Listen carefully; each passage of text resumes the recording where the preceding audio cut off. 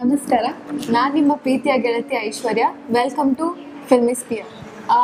ನಾನು ಆ್ಯಕ್ಚುಲಿ ನನ್ನ ಸ್ಟಡೀಸ್ ಮಾಡುವಾಗ ಆ್ಯಕ್ಸಿಟಿ ಚಾನಲಿಂದ ಆ್ಯಂಕರಿಂಗ್ ಆಗಿ ಮಾಡೋಕ್ಕೆ ಆಫರ್ ಬಂತು.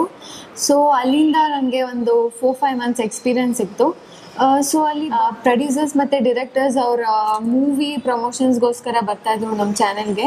ಸೊ ಅಲ್ಲಿ ಅವ್ರು ನನ್ನ ನೋಡಿ ನೀನು ಯಾಕೆ ಆ್ಯಕ್ಟಿಂಗ್ ಟ್ರೈ ಮಾಡಬಾರ್ದು ಅಂತ ಸಪೋರ್ಟ್ ಮಾಡೋಕ್ಕೆ ಸ್ಟಾರ್ಟ್ ಮಾಡಿದ್ರು. ಸೊ ನಾನು ಅಂದ್ಕೊಂಡೆ ವೈ ಕಾಂಟ್ ಐ ಡೂ ಅಂತ. ಸೊ ಅದಕ್ಕೆ ಹಾಗೆ ಹೋದರೆ ಚೆನ್ನಾಗಿರಲ್ಲ ಅಂತ ನಾನು ಸೆಂಚುರಿ ಫಿಲ್ಮ್ ಇನ್ಸ್ಟಿಟ್ಯೂಟಿಂದ ಆ್ಯಕ್ಟಿಂಗ್ ಕೋರ್ಸ್ ಮುಗಿಸಿದ್ದೆ. ಅಲ್ಲಿ ಒಂದು 4 ಮಂತ್ಸ್ ಕೋರ್ಸ್ ಇತ್ತು. ಸೊ ಅದಾದಮೇಲೆ ನನಗೆ ಸೀರಿಯಲ್ಸಲ್ಲಿ ಆಫರ್ಸ್ ಮತ್ತು ಮೂವೀಸಲ್ಲಿ ಆಫರ್ಸ್ ಬರ್ತಾಯಿತ್ತು. ಬಟ್ ಡೈರೆಕ್ಟ್ ಮೂವೀಸ್ಗೆ ಹೋಗೋಷ್ಟು ಕಾನ್ಫಿಡೆನ್ಸ್ ನನಗಿರಲಿಲ್ಲ.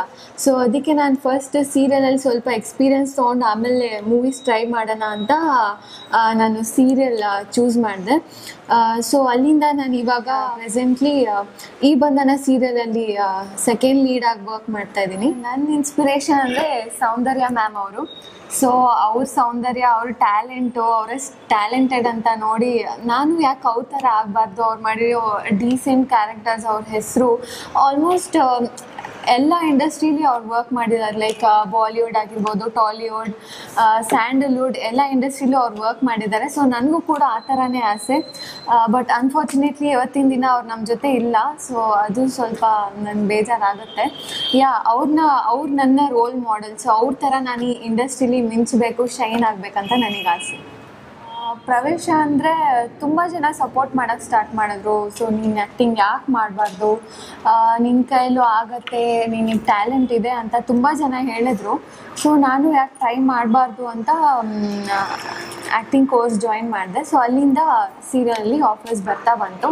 ಆ್ಯಂಡ್ ನಮ್ಮ ಈ ಬಂಧನ ಸೀರಿಯಲ್ ಡೈರೆಕ್ಟರ್ ಸುಲೇಮಾನ್ ಸರ್ ಮತ್ತು ನಮ್ಮ ಪ್ರೊಡ್ಯೂಸರ್ ಸುಜಾತಾ ಮ್ಯಾಮ್ ಅವ್ರಿಗೆ ನನಗೆ ಇಂಥ ಆಪರ್ಚುನಿಟಿ ಕೊಟ್ಟಿದ್ದಕ್ಕೆ ತುಂಬ ಥ್ಯಾಂಕ್ಸ್ ಅಂತ ಹೇಳಿ ಇಷ್ಟಪಡ್ತೀನಿ. ಫಸ್ಟ್ ಟೈಮ್ ಅಂದರೆ ಅಷ್ಟೇನು ಅನಿಸ್ಲಿಲ್ಲ, ಬಿಕಾಸ್ ತುಂಬ ಆಡಿಷನ್ಸ್ ಅಟೆಂಡ್ ಮಾಡಿದ್ದೆ. ಸೊ ಅಲ್ಲಿಂದ ಸ್ವಲ್ಪ ಕ್ಯಾಮ್ರಾ ಫಿಯರ್ ಅಷ್ಟಿರಲಿಲ್ಲ ನನಗೆ. ಅಂದರೆ ಅಫ್ಕೋರ್ಸ್ ಫಸ್ಟ್ ಟೈಮ್ ಆ್ಯಕ್ಟ್ ಮಾಡ್ತಿದ್ದೀನಿ ಅಂದರೆ ಸ್ವಲ್ಪ ಕನ್ಫ್ಯೂಷನ್ಸ್ ಇರುತ್ತೆ. ಬಟ್ ಅಲ್ಲಿ ನಮ್ಮದು ಡಿರೆಕ್ಟರ್ ಮತ್ತು ಕೋ ಡೈರೆಕ್ಟರ್ ಎಲ್ಲ ತುಂಬಾ ಸಪೋರ್ಟ್ ಮಾಡಿದ್ರು, ತುಂಬ ಚೆನ್ನಾಗಿ ಹೇಳ್ಕೊಟ್ರು. ನನಗೆಲ್ಲರೂ ಸೆಟ್ಟಲ್ಲಿ ಮಗು ಥರ ಹೇಳ್ಕೊಡ್ತಾರೆ, ಮಗು ಥರ ಕೂಡ ನೋಡ್ತಾರೆ. ಫುಲ್ ಫ್ಯಾಮಿಲಿ ಅಟ್ಮಾಸ್ಫಿಯರ್ ಇದೆ. ಸೊ ಅದು ನನಗೆ ತುಂಬ ಖುಷಿ ಅನಿಸುತ್ತೆ. ಲೈಕ್ ಫ್ರೆಶರ್ ಆಗಿ ಇಷ್ಟು ಜನ ಸಪೋರ್ಟ್ ಮಾಡ್ತಾರಲ್ಲ, ತುಂಬಾ ಖುಷಿ ಅನಿಸುತ್ತೆ. ತುಂಬ ಖುಷಿ ಅನಿಸ್ತಾ ಇತ್ತು ನನ್ನ ಟಿ ವಿಲಿ ನೋಡೋಕ್ಕೆ. ಫೋನ್ ಮಾಡಿ ಹೇಳ್ತಾ ಇದ್ದೆ ಇವತ್ತು ಸೀರಿಯಲ್ ಬರುತ್ತೆ ನೋಡಿ, ಫೇಸ್ಬುಕ್ಕಲ್ಲ ಅಪ್ಡೇಟ್ಸ್ ಮಾಡ್ತಾಯಿದ್ದೆ ಇವತ್ತು ನನ್ನ ಸೀರಿಯಲ್ ಬರ್ತಾಯಿದೆ ನೋಡಿ ಅಂತ. ತುಂಬಾ ಖುಷಿ ಅನಿಸ್ತು. Like of course it was a dream, it's a dream come true. So ಅದಕ್ಕೆ ತುಂಬಾ ಖುಷಿ ಆಯಿತು. ಆಮೇಲೆ ರೆಸ್ಪಾನ್ಸ್ ಕೂಡ ಚೆನ್ನಾಗಿ ಬರ್ತಾಯಿದೆ, ಚೆನ್ನಾಗಿ ಮಾಡ್ತೀಯ ಆ್ಯಕ್ಟಿಂಗ್ ಅಂತ ತುಂಬ ಜನ ಅಪ್ರಿಷಿಯೇಟ್ ಕೂಡ ಮಾಡಿದ್ರು. ಟಿ ವಿಲಿ ಬರೋದು ಇಂಪಾರ್ಟೆಂಟ್ ಅಲ್ಲ, ಲೈಕ್ ನೀನು ಚೆನ್ನಾಗಿ ಆ್ಯಕ್ಟ್ ಮಾಡ್ತಾಯಿದ್ದೆ, ಅದು ತುಂಬ ಚೆನ್ನಾಗಿ ಬರ್ತಿದೆ ಅಂತ ಜನರು ಅಪ್ರಿಷಿಯೇಟ್ ಮಾಡ್ತಾರಲ್ಲ. ಸೊ ಅದು ತುಂಬಾ ಖುಷಿ ಆಗುತ್ತೆ ಕೇಳೋಕ್ಕೆ. ಆಫರ್ಸ್ ಬರ್ತಾ ಇದೆ, ತುಂಬ ಸೀರಿಯಲ್ಸ್ಗಳು ಬರ್ತಾ ಇದೆ, ಆಮೇಲೆ ಮೂವೀಸಲ್ಲೂ ಬರ್ತಾ ಇದೆ. ಬಟ್ ಇವಾಗ ಸೀರಿಯಲ್ಸಲ್ಲಿ ಮಾಡಿ ನನಗೆ ಸ್ವಲ್ಪ ಕಾನ್ಫಿಡೆನ್ಸ್ ಇದೆ, ನಾನು ಮೂವಿಲಿ ಕೂಡ ಮಾಡ್ಬೋದು ಅಂತ. ಆಫರ್ಸ್ ಬರ್ತಾ ಇದೆ, ಬಟ್ ನಾನು ಡೀಸೆಂಟ್ ಮತ್ತು ಗುಡ್ ಕ್ಯಾರೆಕ್ಟರ್ಸ್ಗೋಸ್ಕರ ವೇಟ್ ಮಾಡ್ತಾ ಇದ್ದೀನಿ. ಅಂದರೆ ರೆಕಗ್ನೈಸೇಷನ್, ಲೈಕ್ ಇವಾಗ ನಾವೆಲ್ಲರೂ ಹೋಗ್ತಿರ್ತೀವಿ ಸೂಪರ್ ಮಾರ್ಕೆಟ್ ಅಥವಾ ಶಾಪಿಂಗ್ ಮಾಲ್ ಹತ್ರ ಹೋಗ್ತಾ ಇದ್ದೀವಿ. ಸೊ ಅಲ್ಲಿ ಜನರು ನನ್ನ ನೋಡಿ ರೆಕಗ್ನೈಸ್ ಮಾಡಬೇಕು, ಬಂದು ಮಾತಾಡಬೇಕು, ಆಟೋಗ್ರಾಫ್ ತೊಗೋಬೇಕು, ನನ್ನ ಜೊತೆ ಫೋಟೋಸ್ ತೆಗೆಸ್ಕೋಬೇಕು. ಸೊ ಆ ಥರ ಎಲ್ಲ ಆಸೆ ಇದೆ. ಅಂಶಗಳಂದರೆ ಆ್ಯಕ್ಟಿಂಗ್ ಥರ ಇರಬಾರ್ದು, ಲೈಕ್ ನ್ಯಾಚುರಲ್ ಆಗಿರಬೇಕು. ಲೈಕ್ ನೀವು ಡೈಲಿ ಲೈಫಲ್ಲಿ ಯಾವ ಥರ ಬಿಹೇವಿಯರ್ ಇರುತ್ತೆ ನಿಮ್ಮದು, ಸೊ ಆ ಥರ ಇರಬೇಕು. ನಾನು ಇವಾಗ ಮೂವಿಲಿ ಆ್ಯಕ್ಟ್ ಮಾಡ್ತಾಯಿದ್ದೀನಿ, ಇದು ಆ್ಯಕ್ಟಿಂಗ್ನ ಹಿಂಗಿರಬೇಕು ಹಂಗಿರ್ಬೇಕು ಅಂತಿಲ್ಲ. ನೀವು ನ್ಯಾಚುರಲ್ ಡೈಲಿ ಹೇಗೆ ಮಾತಾಡ್ತೀರಾ, ಹೇಗೆ ಬಿಹೇವ್ ಮಾಡ್ತೀರಾ, ಸೊ ಆ ಥರ ಇರಬೇಕು ಆ್ಯಕ್ಟಿಂಗ್ ಅಂದರೆ. ನನಗೆ ಸಪೋರ್ಟ್ ಮಾಡಿರೋದಂದರೆ ನನ್ನ ಬೆಸ್ಟ್ ಫ್ರೆಂಡ್ ಹರೀಶ್ ಅಂತ. ಸೊ ಅವ್ರ ಸಪೋರ್ಟ್ ಇಲ್ಲದೆ ನಾನೇನು ಮಾಡೋಕ್ಕಾಗ್ತಿರ್ಲಿಲ್ಲ. ಆ್ಯಂಡ್ ಅಫ್ಕೋರ್ಸ್ ನಮ್ಮ ಫ್ಯಾಮಿಲಿ ಇಲ್ಲ ಅಂದರೆ ನಾನೇನು ಮಾಡೋಕ್ಕೆ ಸಾಧ್ಯ ಇರಲಿಲ್ಲ. ಅಫ್ಕೋರ್ಸ್ ನಾನು ತುಂಬ ಸಪೋರ್ಟ್ ಮಾಡ್ತಿರೋದಂದರೆ ನನ್ನ ಫ್ರೆಂಡ್. ಪ್ರೀತಿ ಪ್ರೇಮ ಅಂದರೆ it's not just boyfriend girlfriend relationship. You can feel love with your parents, your elders, ಅಥವಾ ನಿಮ್ಮ ತಾತ ಅಜ್ಜಿ ಯಾರೇ ಆಗಿರ್ಬೋದು, you can fall in love with them. Love ಅಂದರೆ it's not just girlfriend boyfriend ಅಥವಾ ಗಂಡ ಹೆಂಡತಿ. It's not just like that. You can have a peaceful and lovable relationship with everybody around you. Parents ಇದ್ದರೆ, without your parents and your friends support ನೀವು ಏನೂ ಮಾಡೋಕ್ಕೆ ಸಾಧ್ಯ ಇಲ್ಲ. ನೀವು ಇಂಡಿವಿಜುವಲ್ ಆಗಿ ಲೈಫ್ನ ಬದುಕಬೇಕಂದ್ರೆ you can't achieve it all alone. ನಿಮ್ಮ ಫ್ರೆಂಡ್ಸ್ ನಿಮ್ಮ ಜೊತೆ ಇರಬೇಕು, ಫ್ಯಾಮಿಲಿ ಸಪೋರ್ಟ್ ಅಂತೂ ಇರಲೇಬೇಕು. ಆ್ಯಂಡ್ ಅಫ್ಕೋರ್ಸ್ ಈ ಇಂಡಸ್ಟ್ರೀಲಿ ಗಾಡ್ ಫಾದರ್ ಅಂತ ಇರಲೇಬೇಕು. ಸೊ ಅಂಥ ಯಾರು ಗಾಡ್ ಫಾದರ್ ನಮಗೆ ಸಿಕ್ಕರೆ ಲೈಫ್ ಸೆಟಲ್ ಆಗುತ್ತೆ. ಎಕ್ಸ್ಪೀರಿಯನ್ಸ್ ಒಂದು ತುಂಬಾ ಚೆನ್ನಾಗಿದೆ. ಆ್ಯಕ್ಚುಲಿ ಸೀರಿಯಲ್ಗೆ ಸೆಲೆಕ್ಟ್ ಆದಮೇಲೆ ತುಂಬ ಒಂಥರ ಭಯ ಇತ್ತು.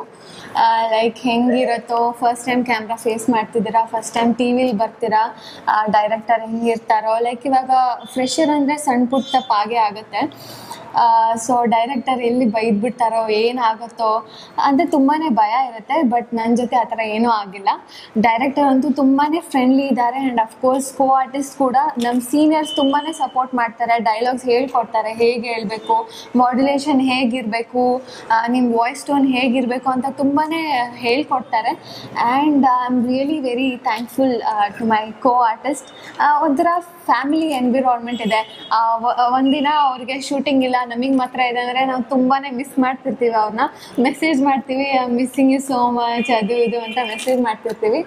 Like it's like a second family for us. ಖಂಡಿತ ನೋಡ್ಬೋದು ಅಫ್ಕೋರ್ಸ್. ಬಟ್ ಆಫರ್ಸ್ ತುಂಬಾ ಬರ್ತಾ ಇದೆ. But I am waiting for a decent characters. So ಅದಕ್ಕೋಸ್ಕರ ಸ್ವಲ್ಪ ಡಿಲೇ ಆಗ್ತಾಯಿದೆ. ಇಲ್ಲಾಂದರೆ ಬಂದುಬಿಡ್ತಾ ಇದೆ ಮೂವಿ ಫೀಲ್ಡ್ಗೆ. ಬಟ್ ಇನ್ನೂ ಬಂದಿಲ್ಲ. I am waiting for a nice character. Favourite heroine ಬಂದು ಸೌಂದರ್ಯ ಮ್ಯಾಮ್. ನಾನು ಹೇಳಿದ್ದೆ ಆವಾಗಲೇ. So she is my role model. ನಾನು ಅವ್ರ ಥರ ಮಿಂಚಬೇಕು, ಶೈನ್ ಆಗಬೇಕಂತ ತುಂಬ ಆಸೆ. ಕೋ ಆರ್ಟಿಸ್ಟ್, ಸೈಡ್ ಆರ್ಟಿಸ್ಟ್ ಅಂದರೆ ತುಂಬಾ ಆಫರ್ಸ್ ಬರುತ್ತೆ, ಯಾರನ್ನ ಬೇಕಾದ್ರೂ ಹಾಕೋಬೋದು. ಬಟ್ ನಾನು ಬರೀ ಲೀಡ್ಗೋಸ್ಕರ ವೇಟ್ ಮಾಡ್ತಾಯಿದ್ದೀನಿ. I am planning to work only as a heroine. Goal ಅಂದರೆ long term. As I said, Soundarya ma'am ಅಂತೂ ಫುಲ್ ಎಲ್ಲ ಕಡೆ ಮಿಂಚಿಬಿಟ್ಟಿದ್ದಾರೆ. ಬಾಲಿವುಡ್, ಟಾಲಿವುಡ್, ಸ್ಯಾಂಡಲ್ವುಡ್ ಎಲ್ಲ ಕಡೆ. ಲೈಕ್ ನನಗೂ ಅಷ್ಟೇ, ನಾನು ಎಲ್ಲ ಇಂಡಸ್ಟ್ರೀಲಿ ವರ್ಕ್ ಮಾಡಬೇಕಂತ ತುಂಬಾ ಆಸೆ ಇದೆ.